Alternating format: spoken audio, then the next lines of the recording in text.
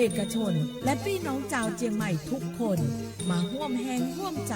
พัฒนาปรับปรุงพื้นที่ทั้ง5ประตู4แจ่งตามแนวคูเมืองและ7วัดสำคัญวัดเจียงมั่นวัดพระสิงห์วัดเจดีย์หลวงวัดพระธาตุดอยสุเทพวัดสวนดอกวัด7ยอดและวัดอุโมงค์ช่วยกันดูแลให้สะอาดงดงามคงคุณค่าสถาปัตยกรรมดั้งเดิมเพื่อต้อนรับการตรวจครั้งสำคัญนี้ร่วมกันร่วมสนับสนุนเจียงใหม่สู่เมืองมรดกโลกต่างวัฒนธรรมโดยสวท.เจียงใหม่สำนักงานประชาสัมพันธ์ที่3กรมประชาสัมพันธ์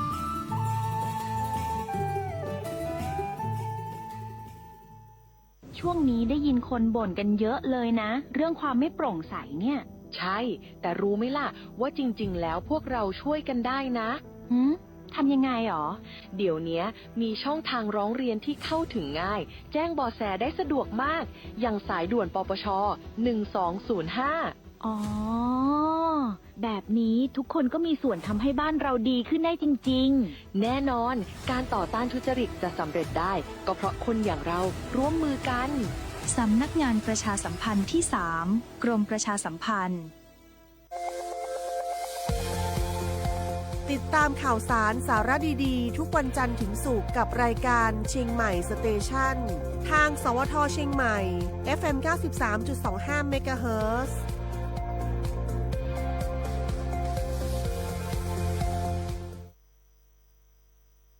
สวัสดีค่ะสวัสดีท่านผู้ฟังทุกท่านนะคะต้อนรับเข้าสู่ในชั่วโมงของรายการเชียงใหม่สเตชัน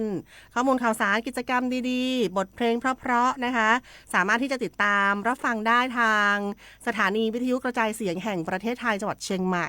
สำนักงานประชาสัมพันธ์ที่3กรมประชาสัมพันธ์ค่ะเจอกันเป็นประจำทุกวันจันทร์จนถึงวันศุกร์ 11 นาฬิกาเป็นต้นไปนะคะรวมถึงสามารถที่จะแจ้งข่าวสารพูดคุยในรายการกับเรานะคะที่053-276-793 วันนี้เรามีการไลฟ์สดผ่านทางเพจของสวท.เชียงใหม่ PRD กันด้วยนะคะ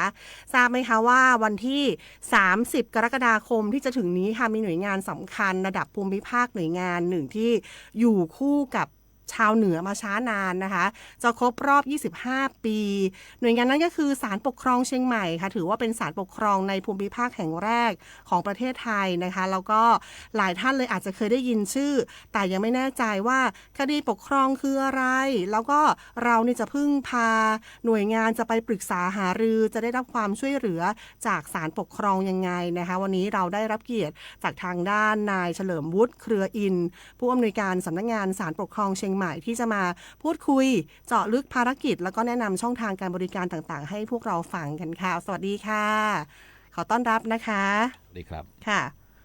ก็ได้แนะนำตัวกับท่านผู้ฟังทางบ้านสักนิดนึงค่ะเพราะว่าเห็นว่าได้มารับตำแหน่งใหม่ด้วยนะคะครับก็ขอสวัสดีท่านผู้ฟังทุกท่านนะครับก็กับผมนายเฉลิมวุฒิเครืออินนะครับเป็นผู้อำนวยการสำนักงานศาลปกครองเชียงใหม่นะฮะเพิ่งย้ายมาดำรงตำแหน่งเมื่อวันที่1 กรกฎาคมที่ผ่านมานะฮะเดิมเป็นผู้อำนวยการสำนักงานศาลปกครองอยู่ที่พิษณุโลกครับครับค่ะก็ยินดีต้อนรับนะคะเพราะว่าจะมีภารกิจต่างๆที่ตอนนี้เนี่ยเห็นบอกว่าเป็นการให้บริการประชาชนแล้วก็จะมีเรื่องของการพูดกล่าวถึงเรื่องของตลอดระยะเวลาในการปฏิบัติหน้าที่หรือว่ามีภารกิจต่างๆบทบาทในการช่วยเหลือคุ้มครองนะคะให้แนะนำศาลปกครองสักนิดนึงว่าตั้งอยู่ที่ไหนยังไงแล้วก็มีภารกิจยังไงค่ะสถิติการดำเนินงานของแต่ละปีที่ผ่านมาเป็นยังไงบ้างครับอย่างที่ผู้ดำเนินรายการเกริ่นไปนะครับว่าปีนี้เป็นปีที่25นะฮะก็ถ้าเป็นคนก็เข้าสู่เบญจเพสนะฮะก็เป็นปีที่25ก็อยากจะบอกกล่าวให้ท่านผู้ฟังได้รับทราบภารกิจของศาลปกครองอีกสักครั้งนะฮะก็ของเราก็มีการเผยแพร่ประชาสัมพันธ์มาโดยตลอดแต่ว่าหลายท่านอาจจะได้ยินคำว่าศาลปกครองก็อาจจะคล้อยตามจะเกี่ยวข้องกับผู้ปกครองผู้เยาว์อะไรหรือเปล่านะฮะแต่ว่าในที่นี้ขออธิบายเป็นอย่างนี้ครับว่าในระบบศาลของบ้านเราเนี่ยในประเทศไทยเนี่ยถ้าเป็นกรณีเราจะแยกเป็นอย่างนี้แยกกรณีของคู่พิพาทนะฮะคู่พิพาทแต่เดิมเนี่ยเราจะได้ยินว่าคู่พิพาทที่เป็นเอกชนกับเอกชนนั่นก็คือบุคคลกับบุคคลนะฮะแต่ว่าการมีข้อพิพาทกันเนี่ยนอกจากที่เป็นเอกชนกับเอกชนแล้วเนี่ยยังมีข้อพิพาทประเภทหนึ่งนะฮะที่เป็นข้อพิพาทระหว่างเอกชนกับหน่วยงานทางปกครองที่ของเจ้าหน้าที่ของรัฐฝ่ายหนึ่งนะ หรือว่าแม้กระทั่งจะเป็นเจ้าที่ของรัฐกับหน่วยงานของรัฐด้วยกันเองนะฮะอันนี้กรณีขอย้อนไปอีกสักนิดหนึ่งว่าเมื่อก่อนเนี่ยระบบศาลของประเทศไทยเราเนี่ยไม่ว่าจะเป็นคู่ข้อพิพาทที่ได้นำเสนอไปว่าไม่ว่าจะเป็นคู่พิพาทของเอกชนเองหรือว่าหน่วยงานทำครองเจ้าที่ของรัฐเองเนี่ยไม่ว่าจะเป็นข้อพิพาทไหนนะฮะก็จะ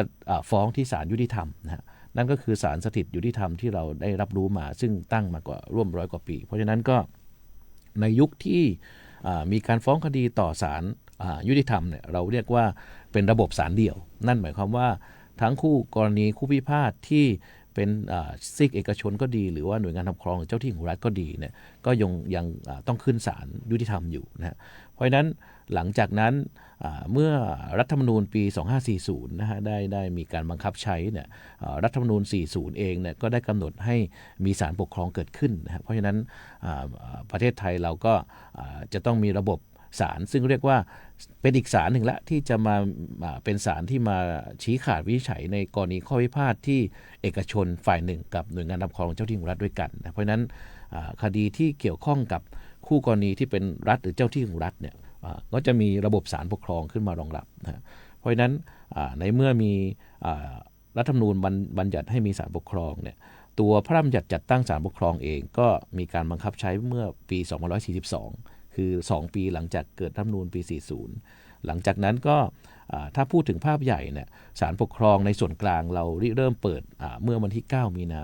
2544 นะปัจจุบันก็ 25 ปีกว่าแล้วนะฮะแล้วก็หลังจากที่เปิดในส่วนกลางแล้วเนี่ย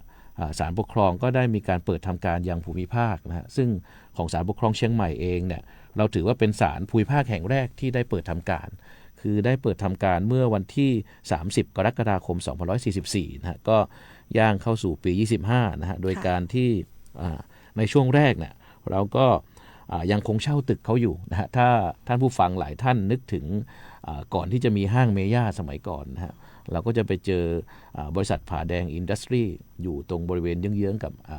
ห้างเมย่าในปัจจุบันนะศาลปกครองก็ได้ไปเช่าที่ทำการของบริษัทผาแดงอินดัสทรีซึ่งตั้งอยู่เลขที่ 22 ถนนเชียงใหม่ลำปางตำบลช้างเผือกอำเภอเมืองเชียงใหม่นะฮะซึ่งตอนนั้นก็เปิดทำการเรียกว่าได้เป็นที่ทำการชั่วคราวจนกระทั่งปัจจุบันก็คือนับตั้งแต่วันที่ 1 ธันวาคม 2553 เป็นต้นมาเนี่ยเราก็ได้ย้ายที่ทำการมายังปัจจุบันนะฮะโดยตั้งอยู่เลขที่ 333 ศูนย์ราชการจังหวัดเชียงใหม่หรือว่าบริเวณสารกลางนั่นเองนะฮะก็ตรงนี้ก็ตั้งอยู่บนถนนโชตนาตำบลช้างเผือกอำเภอเมืองเชียงใหม่ก็ปัจจุบันก็ตั้งอยู่ตรงนั้นนะฮะแล้วก็ศาลปกครองเชียงใหม่เองเนี่ยมีเขตอำนาจอยู่ 8 จังหวัดก็คือจังหวัดในภาคเหนือตอนบนก็คือเชียงใหม่เชียงรายลำพูนลำปางแม่ฮ่องสอนพะเยาแพร่และน่านนะฮะอันนี้ก็เป็นกรอบภารกิจคร่าวๆเรื่องของที่มาที่ไปของศาลปกครองครับผมค่ะก็เห็นเกี่ยวกับเรื่องของภารกิจต่างๆนะคะซึ่งตอนนี้ดูจากสถิติการดำเนินงานแล้วเนี่ยในรอบ 25 ปีที่ผ่านมามีทั้งจำนวนคดีนะคะที่แล้วเสร็จวันที่เปิดศาลหรือว่าอยู่ระหว่างการพิจารณาอยู่ระหว่างการบังคับคดีก็มีนะคะแล้วก็มีถึงประเภทคดีที่อยู่ในอำนาจของศาลปกครองด้วยนะคะที่ผ่านมามีการปฏิบัติงานยังไงบ้างแล้วก็หน้าที่ภารกิจทั้งคดีปกครองและตัวอย่างคดีที่พบบ่อยๆนะคะมีอะไรบ้างค่ะก็นับตั้งแต่เปิดทำการเมื่อปี 44 จนเข้าสู่ปัจจุบันคือปี 25 นะฮะศาลปกครองเชียงใหม่เนี่ยถือว่าเป็นศาลปกครองแห่งแรกและก็ปัจจุบันถือว่าเป็นศาลปกครองที่มีจำนวนสถิติคดีค่อนข้างที่จะเป็นอันดับต้นๆของศาลภูมิภาคนะฮะนับตั้งแต่เปิดทำการศาลปกครองมาเนี่ยเรามีคดีรับเข้าทั้งหมดอยู่ 12,734 คดีนะฮะแล้วก็ปัจจุบันมีการพิจารณาแล้วเสร็จเนี่ย 11,139 คดีแล้วก็คงค้างปัจจุบันประมาณ 1,500 กว่าคดีนะฮะซึ่งก็ปัจจุบันก็อยู่ในระหว่างการพิจารณาก็ตรงนี้ก็เราก็เห็นอกเห็นใจในกรณีของผู้ฟ้องนะฮะที่พยายามใช้สิทธิ์เพื่อรักษาสิทธิ์ของตัวเองในส่วนของศาลปกครองเองก็พยายามที่พิจารณาคดีเพื่อให้เป็นไปโดยเป็นธรรมและรวดเร็วและทันสมัยนะครับปัจจุบันเนี่ยนอกจากคดีที่คงค้างแล้วเนี่ยหลังจากที่ศาลมีคำพิพากษาเนี่ยคดีดังกล่าวเนี่ยถ้าเรานึกถึงระบบของศาลยุติธรรมนะฮะเวลาเราฟ้องคดีแพ่งอะไรก็ดีเนี่ยไม่ว่าจะเป็นนิติกรรมสัญญาถ้าศาลพิพากษาให้ฝ่ายไหนจะต้องทำอย่างไรหรือบังคับให้ชดใช้เงินเนี่ยก็จะต้องมีการบังคับให้เป็นไปตามคำพิพากษา ของศาลปกครองก็เช่นเดียวกันนะฮะกรณีที่ศาลปกครองมีคำบังคับออกมาว่าจะต้องทำอย่างไรเนี่ยเพราะฉะนั้นการบังคับคดีก็จะต้องมีเพื่อให้เป็นไปตามคำพิพากษาของศาลปกครองปัจจุบันภารกิจในการด้านการบังคับคดีปกครองของเราเนี่ยตั้งแต่เปิดทำการมาเรามีภารกิจในเรื่องของการบังคับคดี 1,744 คดีนะแล้วก็ปัจจุบันดำเนินการบังคับคดีแล้วเสร็จประมาณ 1,400 กว่าปัจจุบันก็อยู่ระหว่างดำเนินการบังคับคดี300 กว่าคดีนะฮะก็ตรงนี้ก็คือเป็นสถิตินะฮะต่อข้อคำถามที่ว่าแล้วภารกิจที่เราทำทั้งหมดเนี่ยถ้าจะยกตัวอย่างเป็นประเภทคดีที่เกี่ยวข้องว่าสามารถฟ้องต่อศาลปกครองได้เนี่ยก็อยากจะนำเสนอให้ท่านผู้ฟังได้รับรู้ว่ากรณีของศาลปกครองเนี่ยเรามีคดีประเภทคดีที่สามารถที่ศาลปกครองจะรับไว้พิจารณาเนี่ยเป็นลักษณะคดีพอแยกประเภทได้ประมาณสัก5ประเภทนะฮะซึ่งเป็นไปตามบทบัญญัติของกฎหมายนะฮะในที่นี้ก็คือประเภทแรกเป็นคดีเกี่ยวกับการที่หน่วยงานทางปกครองหรือเจ้าที่ของรัฐเนี่ยกระทำการโดยไม่ชอบด้วยกฎหมายนะฮะไม่ชอบด้วยกฎหมายยังไงซึ่งกฎหมายบัญญัติต่อว่าเช่นกรณีเจ้าที่ของรัฐหรือหน่วยงานทางปกครองเนี่ยไม่มีอำนาจไม่มีอำนาจนอกเหนืออำนาจหน้าที่ไม่ถูกต้องตามกฎหมาย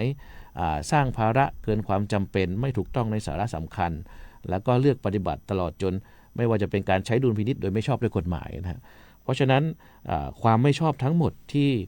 ได้กล่าวไปเนี่ยก็ถ้าตัวคู่กรณีผู้ได้รับความเดือดร้อนเสียหายที่ได้รับผลกระทบจากไม่ว่าจะเป็นหน่วยงานทางปกครองเจ้าที่ของรัฐเนี่ยได้รับการกระทำที่ไม่ชอบด้วยกฎหมายข้างต้นเนี่ยผู้ได้รับความเดือดร้อนเสียหายนั้นก็สามารถที่จะใช้สิทธิ์ทางศาลปกครองในการฟ้องต่อศาลโดยขอให้ศาลเพิกถอนการกระทำที่ไม่ชอบด้วยกฎหมายนั้นนะฮะเพราะฉะนั้น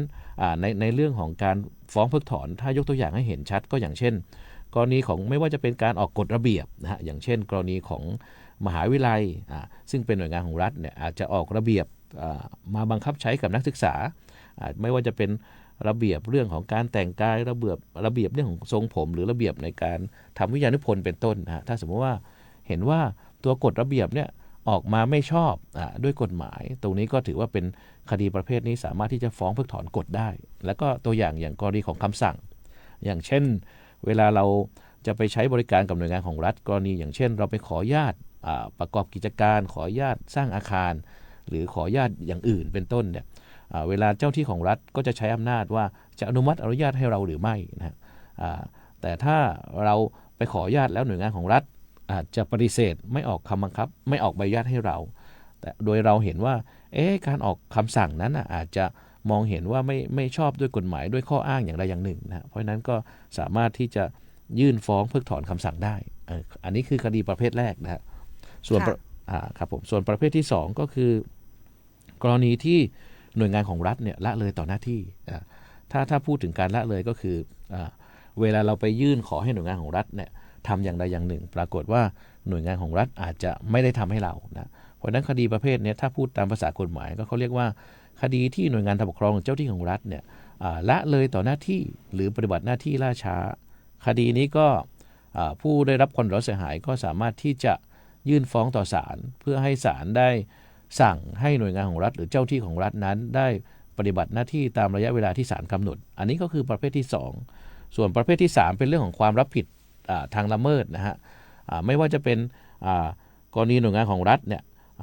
กระทำการไม่ชอบด้วยกฎหมายหรือละเลยต่อหน้าที่หรือใช้อำนาจไม่ชอบด้วยกฎหมายก็ดีเนี่ยหากก่อให้เกิดความเดือดร้อนเสียหายแก่ตัวเอกชนหรือผู้รับความเดือดร้อนเสียหายจากหน่วยงานของรัฐดังกล่าวเนี่ยก็ยังสามารถที่จะ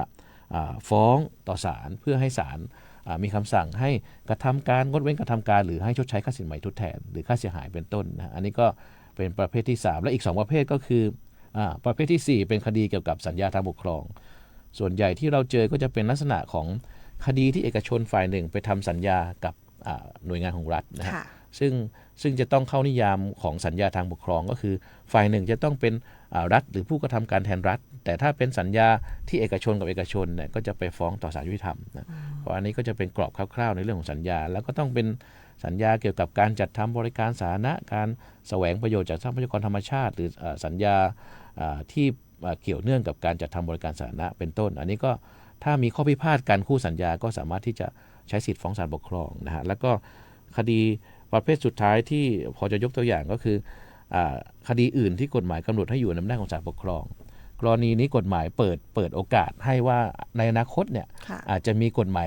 ใดกฎหมายหนึ่งที่ได้บัญญัติให้ว่ากรณีดังกล่าวเนี่ยเอามาฟ้องต่อศาลปกครองนะฮะซึ่งปัจจุบันก็ถ้าเห็นชัดก็จะเป็นขอยกตัวอย่างเรื่องพระราชบัญญัติเรื่องของอนุญาโตตุลาการนะฮะก็ถือว่าพระราชบัญญัติตัวนี้เป็นเรื่องของการที่คู่สัญญาได้มีข้อพิพาทกันแต่ในสัญญาเขาอาจจะระบุว่าถ้าหากมีข้อพิพาทเกิดขึ้นเนี่ยเราอาจจะยังไม่ไปฟ้องศาลเราอาจจะมีคนกลางเข้ามาพูดคุยแล้วก็วินิจฉัยว่าฝ่ายใดฝ่ายหนึ่งต้องปฏิบัติยังไงถ้ากรณีเนี้ยถ้าคณะกรรมการเขาเรียกว่าวินิจฉัยชี้ขาดเนี่ยซึ่งทำหน้าที่แล้วก็ชี้ไปทางใดทางหนึ่งเนี่ยคู่กรณีคู่อีกฝ่ายหนึ่งอาจจะไม่ได้รับความพอใจนะเพราะฉะนั้นก็กฎหมายก็บอกว่าถ้าได้รับความเสียหายหรือไม่พอใจตรงนั้นเห็นว่าไม่ชอบเนี่ยก็สามารถที่จะฟ้องต่อศาลปกครองเพื่อให้เพิกถอนคำวินิจฉัยในเรื่องของอนุญาโตตุลาการได้อันนี้ก็เป็นตัวอย่างประมาณสัก5 เรื่องนะครับผมค่ะก็เห็นบอกว่าครอบคลุมทั้ง8จังหวัดภาคเหนือตอนบนเลยนะคะแล้วก็เห็นบอกเป็นเรื่องที่ดินบ้างสิ่งแวดล้อมบ้างแล้วก็การปฏิบัติหน้าที่ของท้องถิ่นบ้างนะคะก็เห็นว่าได้พบบ่อยๆแล้วทีนี้บางท่านเนี่ยก็ยังงงว่าแล้วขั้นตอนในการยื่นฟ้องให้ง่ายขึ้นนะคะประชาชนรู้สึกว่าบางทีไม่ได้รับความเป็นธรรมจากหน่วยงานภาครัฐอื่นๆต้องการยื่นฟ้องคดีปกครองจะต้องมีการเตรียมตัวยังไงมีขั้นตอนยุ่งยากไหมแล้วก็จำเป็นต้องจ้างทนายความเหมือนศาลอื่นๆหรือเปล่าคะครับตรงนี้ก็ขอต่อยอดจากคดีประเภทที่ได้นำเสนอไปว่ามีประมาณสัก5 ประเภทซึ่งเป็นตัวอย่างเบื้องต้นนะฮะแล้วก็ในส่วนของคดีถ้าสมมติว่าเป็นคดีพิพาทที่นำเสนอข้างต้นแล้วเนี่ยการฟ้องคดีใช่ว่าการฟ้องคดีเข้าลักษณะดังกล่าวแล้วศาลจะรับนะฮะอันนี้ก็คือถือว่าการฟ้องคดีปกครองเนี่ยมันจะมีเงื่อนไขการฟ้องคดีนะก็ขออธิบายให้ท่านผู้ฟังอย่างนี้ว่าเวลาเราจะฟ้องคดีเนี่ยศาลได้กำหนดเงื่อนไขอยู่หลายประการอยู่เงื่อนไขแรกที่สำคัญที่สุดก็คือที่ศาลจะสามารถรับไว้พิจารณาก็คือ 1. ตัวผู้ฟ้องเองเนี่ยต้องเป็นผู้ได้รับความเดือดร้อนเสียหายหรืออาจจะได้รับเดือดร้อนเสียหายหรือถูกโต้แย้งสิทธิ์ในเรื่องนั้นนะฮะเพราะฉะนั้นในเรื่องของความเดือดร้อนเสียหายเนี่ยยกตัวอย่างเช่นกรณีของคำสั่งทางปกครองคำสั่งที่เห็นว่าคำสั่งไม่อนุมัติให้ก่อสร้างอาคารตามกฎหมายควบคุมอาคารเพราะฉะนั้นผู้ได้รับความเดือดร้อนเสียหายในเรื่องนี้ก็จะต้องเป็นผู้ที่ได้รับคำสั่งที่ไม่อนุญาตนะเพราะฉะนั้นหากเป็นบุคคลอื่นก็ถือว่าไม่ใช่ได้รับความเดือดร้อนเสียหายโดยตรงนะฮะอันนี้ก็ยกตัวอย่างเรื่องของเงื่อนไขเกี่ยวกับผู้มีสิทธิฟ้องคดีและก็เงื่อนไขต่อไปอย่างเช่นเงื่อนไขว่าจะต้องแก้ไขความเดือดร้อนเสียหายหรือถูกเยียวยาเรื่องนั้นก่อนถ้ายกตัวอย่างให้เห็นชัดก็คือกฎหมายเกี่ยวกับวิธีปฏิบัติราชการทางปกครองหรือกฎหมายที่เกี่ยวกับการออกคำสั่งทางปกครองซึ่งแฝงอยู่ในกฎหมายอื่นๆเนี่ยมักจะกำหนดว่ากรณีเจ้าหน้าที่ของรัฐได้ออกคำสั่งแล้วเนี่ยกฎหมายกำหนดว่าถ้าไม่พอใจแล้วเนี่ยจะต้องมีการยื่นอุทธรณ์ต่อผู้บังคับบัญชาเหนือขึ้นไปนะและถ้าผู้บังคับบัญชาเหนือขึ้นไปวิจัยอย่างไรแล้วเราเห็นว่ายังไม่ชอบหรือยังไม่คลางแคลงเรื่องของความไม่ถูกต้องอยู่เนี่ยก็ถึงจะมาใช้สิทธิทางศาลได้เพราะฉะนั้นในเรื่องของการวิจัยในกฎหมายมีเจตนารมณ์มุ่งหมายอยากให้จบในฝ่ายหน่วยงานของรัฐหรือฝ่ายปกครองก่อนถ้าจบแล้วผู้บังคับบัญชาชั้นเหนือขึ้นไปเนี่ยยังยืนยันในคำสั่งเดิมก็จึงจะมาฟ้องต่อศาลปกครองได้อันนี้ก็เป็นเงื่อนไขที่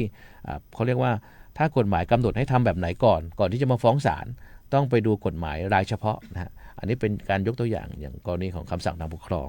แล้วก็เป็นเงื่อนไขอื่นๆคำขอก็ต้องขอให้ศาลออกคำบังคับตามที่กฎหมายกำหนดก็คืออย่างกรณีของออกคำสั่งไม่ชอบก็ต้องขอให้เพิกถอนนะฮะจะบอกว่าขอให้ลงโทษข้าราชการคนนั้นคนนี้อันนี้ก็คือเป็นคำขอที่ศาลไม่สามารถออกคำบังคับได้แล้วก็เงื่อนไขอื่นที่อาจจะคล้ายๆกับทางศาลยุติธรรมก็คือเงื่อนไขเรื่องกำหนดระยะเวลาการฟ้องคดีซึ่งถ้าพูดภาษาง่ายๆก็อาจจะเรียกสั้นๆว่าอายุความนั่นเองเพราะฉะนั้นคดีแต่ละประเภทเนี่ยก็จะมีการกำหนดระยะเวลาการฟ้องคดีอยู่เพราะฉะนั้นหากมีการฟ้องเกินระยะเวลาที่กฎหมายกำหนดศาลก็อาจจะไม่รับคำฟ้องได้นะอันนี้คือเงื่อนไขคร่าวๆนะฮะแล้วส่วนการฟ้องคดีถามว่าเป็นการฟ้องคดียุ่งยากไหมจะต้องมีทนายไหมบอกได้เลยว่าคดีปกครองเนี่ยเรามีความมุ่งหมายให้การฟ้องคดีเป็นเรื่องง่ายและก็ไม่จำเป็นจะต้องมีทนายความง่ายแบบไหนก็คือลักษณะของการยื่นคำฟ้องเนี่ย เราสามารถยื่นคำฟ้องหลักๆแล้วสามารถที่จะมายื่นคำฟ้องต่อศาลปกครองนะที่ทำการศาลปกครองเชียงใหม่เองแล้วเนี่ยก็ยังสามารถยื่นฟ้องทางไปรษณีย์ได้ด้วยนะฮะก็คือแต่จะต้องเป็นการยื่นฟ้องทางไปรษณีย์ของลักษณะไปรษณีย์ลงทะเบียนอันนี้ก็เป็นการเปิดโอกาสให้ผู้ฟ้องได้ฟ้องทางไปรษณีย์นอกจากนั้นปัจจุบันก็ฟ้องทางอิเล็กทรอนิกส์นั่นก็คือการฟ้องทางออนไลน์นะก็จะมีระบบการฟ้องคดีอิเล็กทรอนิกส์ฟ้องทางโทรสารก็ได้ด้วยนะฮะแล้วก็ปัจจุบันกฎหมายก็บอกว่าหรือระบบอิเล็กทรอนิกส์อื่นๆนะซึ่งปัจจุบันเรายังมีเฉพาะระบบนี้ไม่แน่ในอนาคตอาจจะมีระบบอิเล็กทรอนิกส์อื่นๆที่สามารถที่จะใช้สิทธิ์ในการฟ้องได้เพราะฉะนั้นในเรื่องของการฟ้องก็ฟ้องง่ายแล้วก็ไม่เสียค่าธรรมเนียมด้วยฮะถ้าเป็นกรณีที่เป็นการฟ้องเพิกถอนคำสั่งว่าไม่ชอบหรือหน่วยงานของรัฐเจ้าหน้าที่ของรัฐละเลยต่อหน้าที่เว้นแต่เรื่องเดียวที่จะเก็บค่าธรรมเนียมก็คือมีการฟ้องร้องให้อีกฝ่ายหนึ่งหรือว่าหน่วยงานของรัฐเนี่ยชดใช้ค่าเสียหายหรือว่าสินไหมทดแทนหรือกรณีการฟ้องละเมิดที่เรียกค่าเสียหายเป็นตัวเงินนะฮะแล้วก็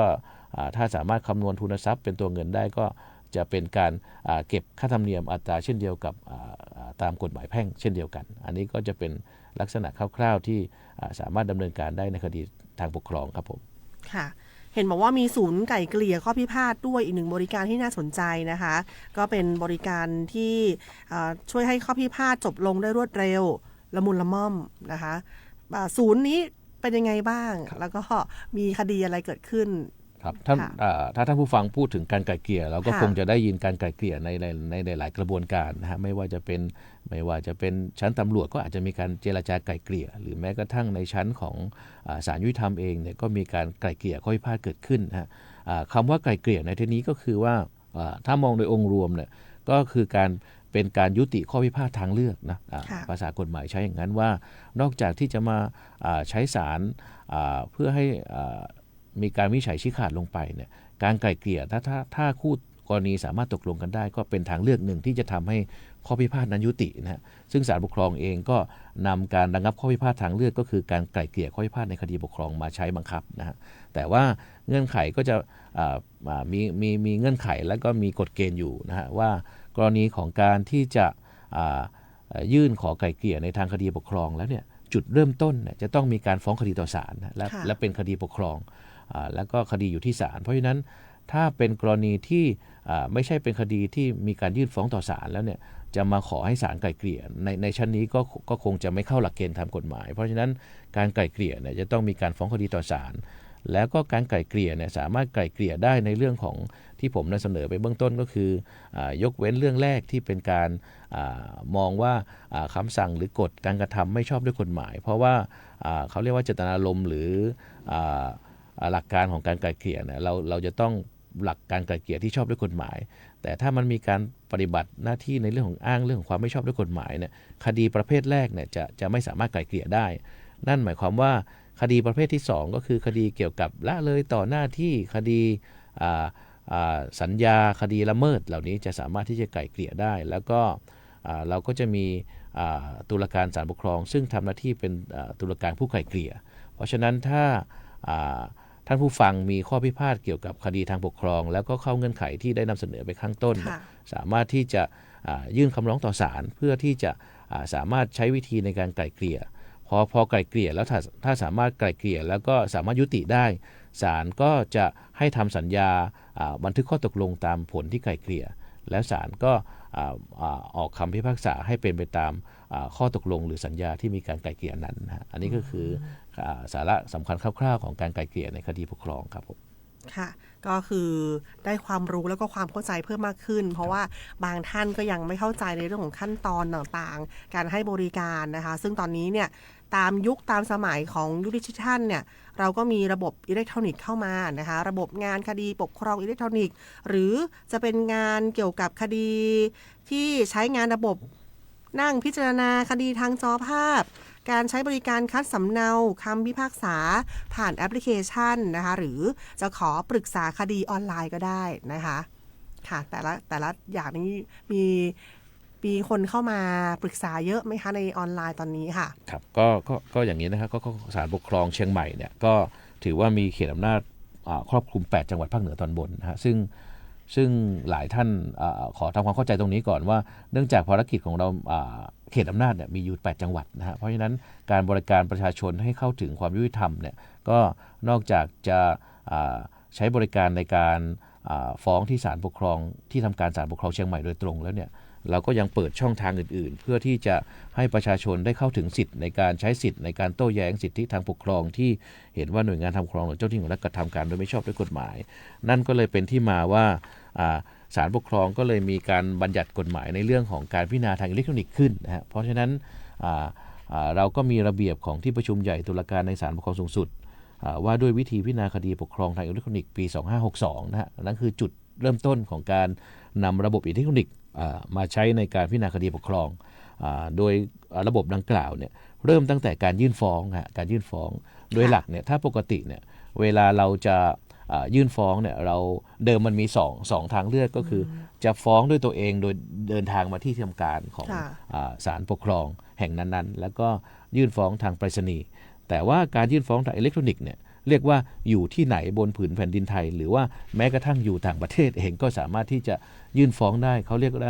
ได้ว่า anywhere และ anytime ก็คือทุกที่ทุกเวลาเพราะฉะนั้นเมื่อระบบการฟ้องคดีปกครองอิเล็กทรอนิกส์นำมาบังคับใช้เนี่ยก็จะสะดวกแก่ผู้ฟ้องคดีเพราะว่าไม่ว่าจะฟ้องเวลาไหนก็ได้แต่ว่าเรามีเงื่อนไขกฎเกณฑ์เรื่องของการฟ้องอิเล็กทรอนิกส์นิดนึงนะว่าจะนับวันเวลายังไงเพราะว่าถ้าเรานึกถึงระบบราชการเปิด 8:30 นถึง 4:30 นแล้วของคดีปกครองอิเล็กทรอนิกส์จะกำหนดยังไงเรามีกรอบกฎหมายกำหนดให้จำง่ายๆก็คือว่าถ้าเราฟ้องในเวลาทำการของวันนั้นเนี่ยก็จะถือว่าฟ้องวันนั้นนะเพราะว่ามันมีผลเรื่องของอายุความหรือระยะเวลาการฟ้องคดีว่าไปฟ้องอาจจะ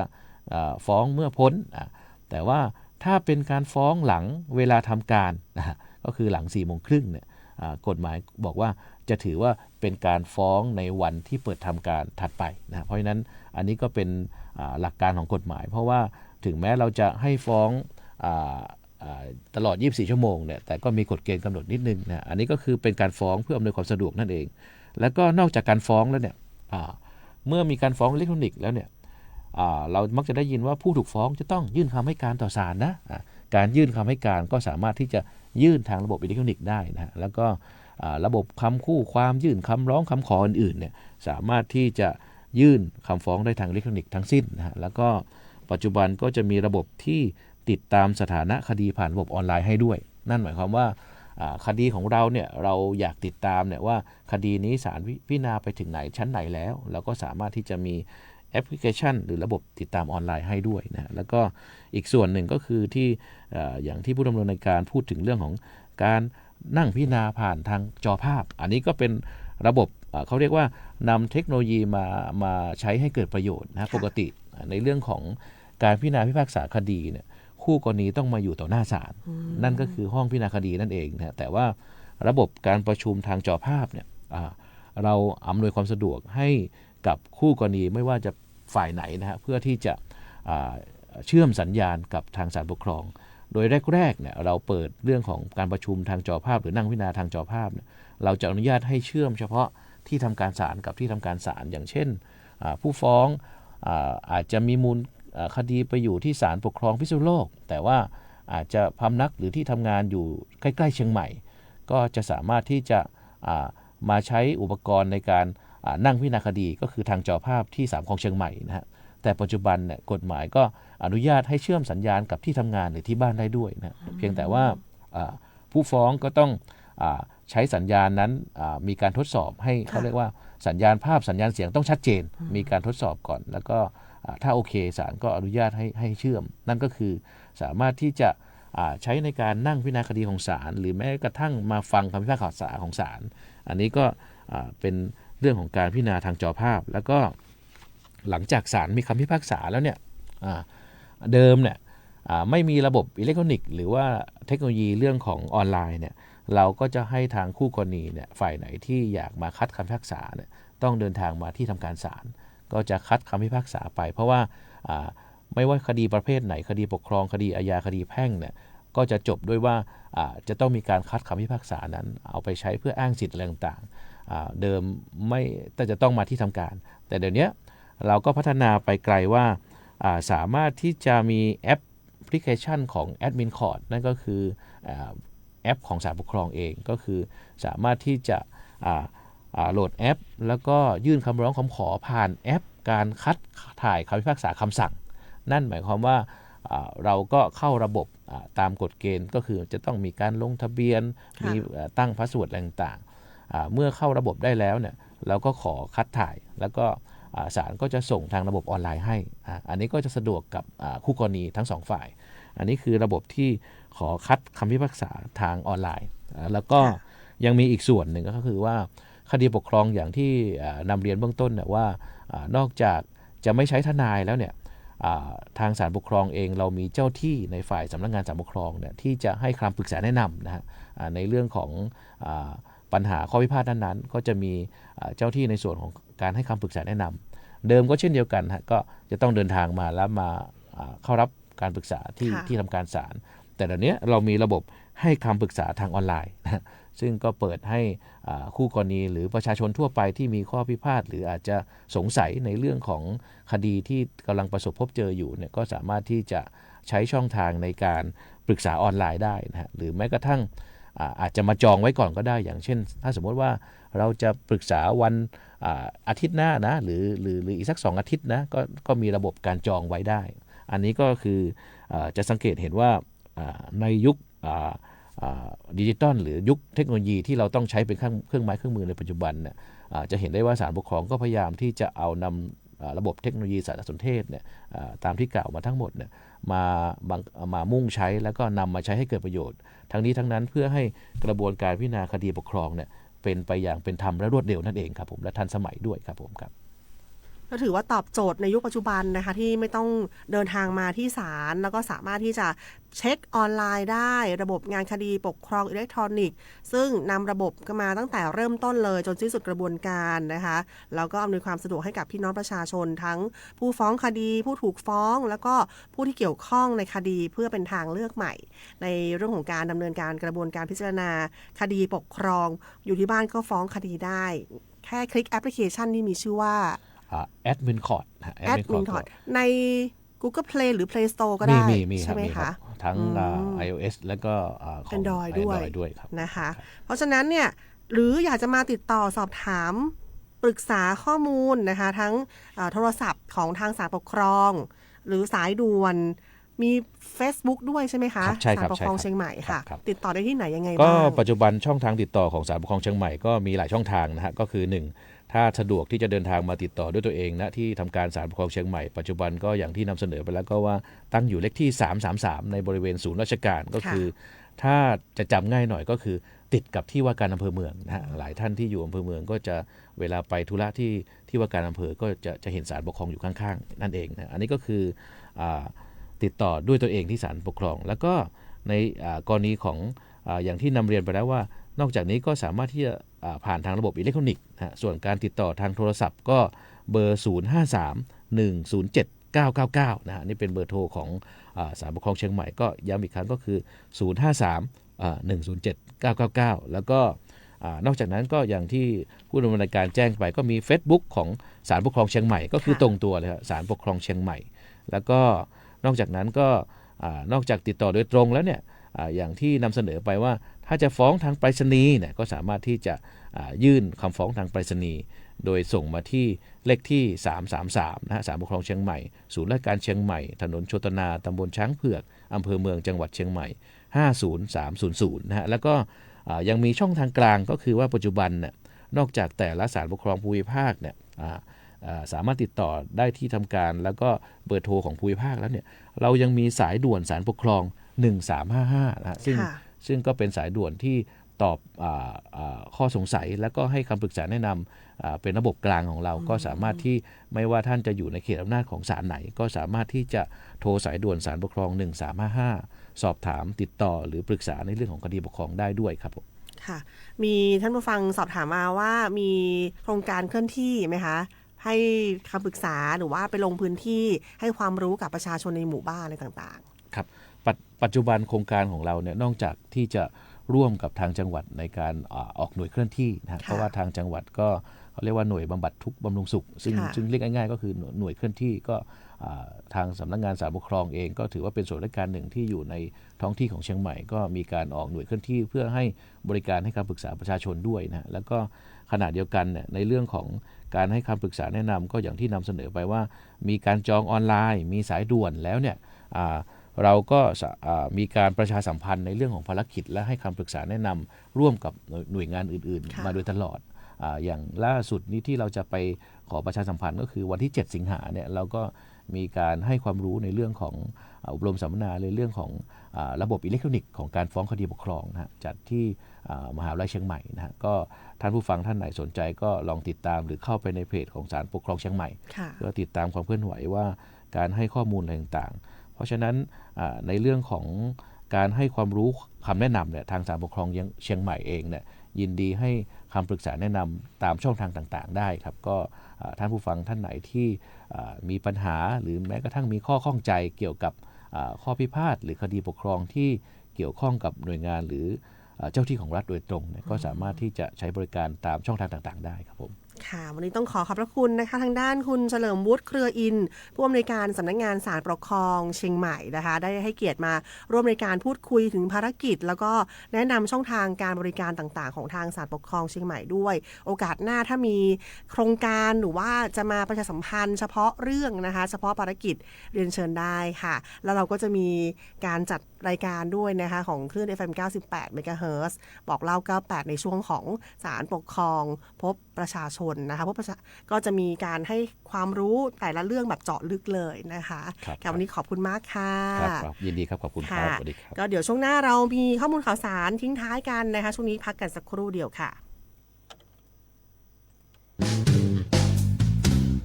ทางขับรถไปไม่มีเสียงเพล